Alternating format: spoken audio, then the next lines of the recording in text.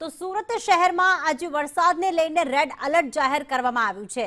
સવારે ફરી ધોધમાર વરસાદ શરૂ થતા અનેક વિસ્તારોમાં પાણી ભરાઈ ગયા, જ્યારે ઉધના મેઇન રોડ પર વરસાદી પાણી ભરાતા વાહન વ્યવહાર પ્રભાવિત થયો અને વાહન ચાલકોને ભારે હાલાકીનો સામનો કરવો પડ્યો। વારંવાર પાણી ભરાવાની સમસ્યાના કારણે મહાનગરપાલિકાની પ્રી મોન્સૂન કામગીરી સામે ફરી સવાલો ઉઠ્યા છે, તો તંત્ર સ્થિતિ પર નજર રાખી રહ્યું છે અને લોકોને જરૂરી સાવચેતી રાખવાની અપીલ કરવામાં આવી રહી છે।